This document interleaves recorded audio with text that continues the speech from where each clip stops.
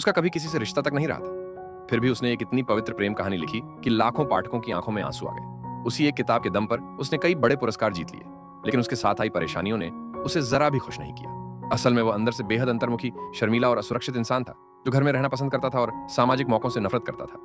बस ये सोच भर के उसे मंच पर जाकर पुरस्कार लेना है, तेज रोशनी के नीचे सबकी नजरों के सामने खड़ा होना है, उसी ख्याल से उसका दम घुटने लगता था। उसका जिम्मेदार संपादक भी अब पूरी तरह तंग आ चुका था। समारोह में न जाने का कोई बहाना नहीं चलने वाला था।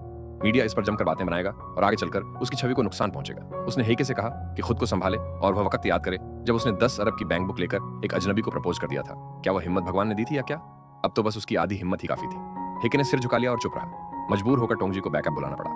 थोड़ी देर बाद वह शियाओचुन को भी ले आया। सच में जैसे ही हेके ने शियाओचुन की आवाज सुनी, उसके होंठ अपने आप मुस्कान में ढल गए। ज्यादा मनाने की जरूरत ही नहीं पड़ी। शियाओचुन ने आसानी से उसे जाने के लिए मना लिया। उसने सुझाव दिया कि वह अपनी आंखों पर गिरती लंबी लट को पीछे कर ले और माथा दिखाए। इससे वह ज्यादा चुस्त लगेगा और हर वक्त इतना गंभीर दिखना छोड़ दे। एक मुस्कान उसे ज्यादा मिलनसार बना देगी। टोंगजी ने दोनों से कहा कि अब बस करो, मंच पर जाने का समय हो गया है। शियाओचुन को स्कूल के तुरंत बाद बुला लिया गया था, इसलिए स्कूल यूनिफॉर्म में किसी बड़े औपचारिक समारोह में पहुंचना ठीक नहीं था। सौभाग्य से टोंगजी ने उसके लिए एक ड्रेस उधार ले ली। जैसे ही हेके ने ड्रेस शब्द सुना, उसकी आंखें चमक उठीं और कल्पनाएं दौड़ने लगीं। वो खुद को रोक नहीं पाया कि शियाओचुन उस ड्रेस में कैसी लगेगी।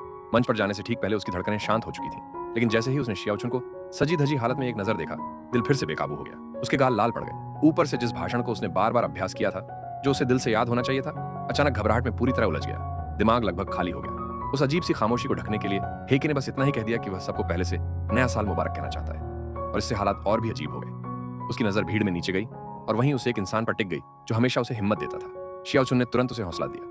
उसके सहारे हेके को फिर से आत्मविश्वास मिला और उसका भाषण बहने लगा। लेकिन जैसे ही वह समापन धन्यवाद तक पहुंचा, ये मिस्टर हेके, जो या तो बेहद शर्मीला था या अचानक बहुत ज्यादा निडर, बोल पड़ा, माफ कीजिए, माफ कीजिए, माफ कीजिए, माफ कीजिए। मैं नहीं, मेरी जमी हुई दुनिया को रोशन करने वाली बसंत की रोशनी जैसी इंसान शायद तुम नहीं जानती। धन्यवाद, मैं तुमसे प्यार करता हूँ। उस एक पंक्ति से पूरा हॉल गूंज उठा। भले ही उसने किसी का नाम नहीं लिया, लेकिन उसकी नजर जहां ठहरी, वहीं से सबकी निगाहें शियाओचुन की ओर जाने लगी। हेके को अंदाजा ही नहीं था कि अब जब वह मशहूर हो चुका है, उसके शब्दों का कितना वजन है। वह यहीं नहीं रुका। उसने बेलाई राइस बॉल की दुकान को भी खास तौर पर धन्यवाद दे दिया, जिसने उसे आगे बढ़ते रहने की ताकत दी थी। टोंगजी तो अवाक रह गया। ऐसा लग रहा था मानो हेके खुद ही प्रेस से गुजारिश कर रहा हो कि वे यह खबर उछालें कि उसका किसी हाई स्कूल की लड़की से कुछ गड़बड़ चल रहा है। इसलिए टोंगजी ने हालात बिगड़ने से पहले ही शियाओचुन को वहां से बाहर निकाल लिया। तभी हेके को एहसास हुआ कि उसके शब्द एक बड़ी गलती थे। वह तुरंत बाहर भागा और शियाओचुन से माफी मांगी, ये कहते हुए कि वह ज्यादा उत्साहित हो गया था और अपनी जुबान पर काबू खो बैठा। वे काफी समय से एक दूसरे को जानते थे, इसलिए शियाओचुन समझती थी कि उसकी लापरवाह फितरत किसी को चोट पहुंचाने के लिए नहीं थी। उसने उससे कहा कि इस पर ज्यादा मत सोचो, आज जश्न मनाने का दिन है। फिर उसने पूछा कि उसे किस तरह का तोहफा चाहिए और बिना झिझक बताने को कहा। इतना कहकर उसने सहज ही इधर उधर देखा और जोड़ा कि अब सब ठीक होना चाहिए।